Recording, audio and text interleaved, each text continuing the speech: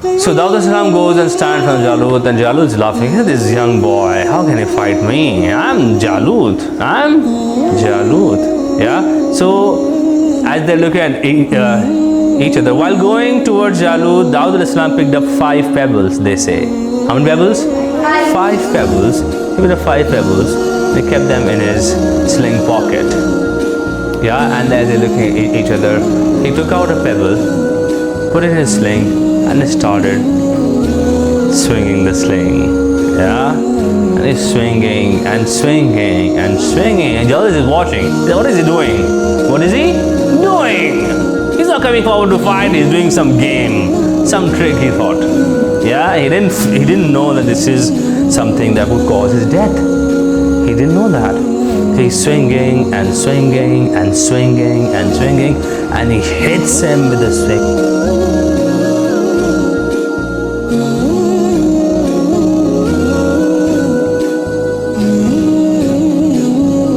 Assalamu alaikum wa rahmatullahi wa barakatuh. Okay, so today we are continuing the story that we started yesterday, and the story was the fight between Talut and Jalut. Yeah, so we stopped that story where Talut goes with his few men, 313 or 14 men, yeah, who passed the test of the river, and now they're facing the army of Jalut. Now Jalut's army was strong, and Jalut was a very scary and famous fighter, warrior. Everybody was scared to fight Jalut.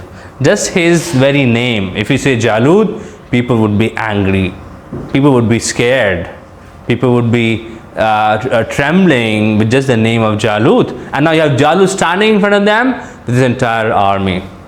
Yeah. So when Talut's army, they saw Jalut and his men, they were scared, of course. They were scared, of course. But some learned people, some people with knowledge, they said, then how many times has a small group of people defeated a huge army? This is in Qur'an. Yeah, how many times? So many times in history, a small group of people has defeated a bigger army. Yeah, and they asked Allah to give them patience, Now, what happened? It was a custom in those days that before Abdul Muqtadir, pay attention. It was a custom in those days that before the armies fought, the two best men, the two best warriors of the two sides, they fought each other in a duel, 1-to-1 fight.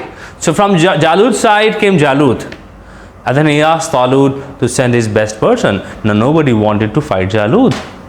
He was a mighty warrior, he was a scary warrior, he was a powerful warrior. Nobody wanted to fight him. So Talut said, okay, I'll marry my daughter to the person who comes forward and fights Jalut and defeats him. But still nobody wants to come. Yeah, and after some time, a young boy comes forward. And what's the name of this boy? Dawud alayhi salam. Now when Jalut and this man, they look at Dawud and say, this man, this young boy will fight Jalut? They're laughing. They're making fun of him. They say, how can you fight Jalut? Come on. And then people in Talut's army, they were also disappointed. They say, oh, this young boy, he's being somewhat foolish. He's going to fight Jalut. How is that going to happen? So Talut also suggested that no, Dawud, you go back. There is no urgency, and let someone else come forward. Okay, but go fast. But Dawud alayhi salam said, no, Allah has given me strength, and I fight in the name of Allah. So let me go. And the other day I fought and killed a lion who wanted to eat my sheep, and the other day I fought and killed a bear also who wanted to eat my sheep. So I fight in Allah's name, so you let me go. So Talut said, fine, you go, and he wished him luck. He wished him best of luck. May Allah help you. Okay. Now they wanted to give. Now Dawud alayhi salam, he had no armor, he had no sword, he had nothing. He just come to help the army. Yeah. So they gave him an armor to wear and some weapons, but then the armor didn't fit him. This is too loose, and he was not used to it. He felt uncomfortable. I said, "This is I'm not feeling comfortable in this armor." So he said, "No, let the armor be. I don't want the armor also. Let me just go and fight Jalut." They said, "No, take it." They said, "No, I'm fine. That sword, weapons. That my weapon is my sling." What's a sling? A sling is that rope. You attach a rope to and you put a pebble or stone in it and you swing it like this. He said, "This is my swing. I have a good shot with the swing. I'll just go and fight Jalut with the swing." The swing? Where is the sword? Where are the weapons? Where is the spear? Where are the arrows? Nothing. No weapons. So Dawud as-salam goes and stands from Jalut, and Jalut is laughing. He said, "This young boy, how can he fight me? I'm Jalut. I'm Jalut." Yeah. So as they look at each other, while going towards Jalut, Dawud as-salam picked up 5 pebbles, they say. How many pebbles? 5 pebbles. He picked up 5 pebbles and he kept them in his sling pocket. Yeah. And as they're looking at each other, he took out a pebble, put it in his sling, and he started swinging the sling. Yeah. And he's swinging and swinging and swinging, and Jalut is watching. What is he doing? What is he doing? He's not coming forward to fight. He's doing some game, some trick, he thought. Yeah, he didn't know that this is something that would cause his death. He didn't know that. So he's swinging and swinging and swinging and swinging, and he hits him with a swing shot. And the pebble goes and hits Jalut's forehead. Jalut's forehead. And in one shot, everything changed. Jalut falls down and he dies. And the entire army is shocked. What? Jalut has been killed? And who killed him? A young boy? Without a weapon? Without sword? Without armor? Oh, everybody's shocked. And they're shocked. The men of Jalut, they get excited. Oh, Jalut has been killed. Jalut has been killed. And they rush forward. And the army of Jalut, they're confused, they're nervous, they're scared. Like, what happened? This is unexpected. Yeah, and they started to run. There's a confusion and chaos in the army. So they started to run, and Talut's army, small men but firm men and strong men with a lot of faith, men with a lot of yaqeen. They went forward and they started killing them. Yeah, and Jalut and his army was defeated that day. And Allah gave Bani Israel power again. Yeah, they were powerless. Jalut had humiliated them. Jalut had oppressed them. Jalut was torturing them. And now what? You have the kingdom. Yeah. So Dawud alayhi salam, he became a hero. He said, "Oh, this young boy, he became a hero overnight. Everybody knew about him, that this boy killed Jalut. He is a superhero. He's a superhero." Everybody was praising and talking about Dawud alayhi salam. Then they defeated them, and then Allah gave Dawud alayhi salam the kingdom. He made him the king. After Talut, Dawud salam became the king. So this was, Allah made him the king. Allah made him a prophet. He was a prophet also. So he was a prophet king. He was a prophet king. He became a king and he became a prophet, and Allah gave him knowledge. Allah gave him knowledge. He was very wise. And Dawud alayhi salam, subhanallah, he's known for lot of good things. Yeah. One day he was sitting and he had this iron in his hand, and he realized that his hand is sinking in iron.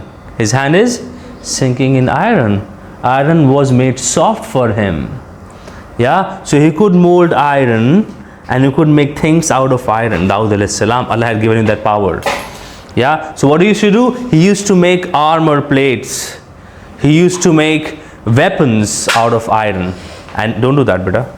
He used to make iron plates. He used to make armor, swords with iron. And this was a king, subhanallah. There was a king, prophet king. He was a prophet king. He was a prophet and as a king. He didn't take money from his treasury to eat and survive. He used to work with his hands.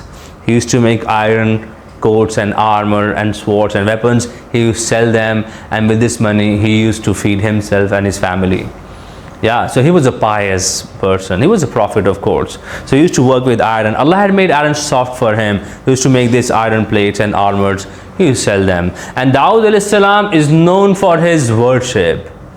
Yeah, he's known for his worship. Rasulullah sallallahu alaihi wasallam, he recommended one Sahabi to fast like Dawud alayhi salam. And what was his fast like? How did he fast? Dawud alayhi salam, he fasted like what? He fasted, one day he fasted, one day he didn't fast. One day he fasted. So every alternate day, for example, he would fast on Monday, Tuesday he would not fast. Then Wednesday, then Thursday he would not fast. Yeah, then Friday, let's say fast. He would fast every alternate day. So in 1 month, how many days he would fast? 15 days he would fast. He was known for this. And he's known for his ibadah. He's known for his worship. Dawud alayhi salam used to sleep half night. And then 1/3 he would pray in front of Allah. Yeah, salah, qiyamul layl, tahajjud. He would pray in front of Allah. He's known for his ibadah. He's known for his worship. He's among the best of the worshippers of Allah. Yeah. And Dawud alayhi salam is also famous for one thing. When he used to recite the Qur'an. Now there was a book, okay, that was sent to Dawud alayhi salam. Which book was it? Zabur. Zabur was sent to Dawud alayhi salam, and this is the book of Allah. Zabur is the book of Allah. So when Dawud alayhi salam would recite Zabur, subhanallah, the birds would recite it with him.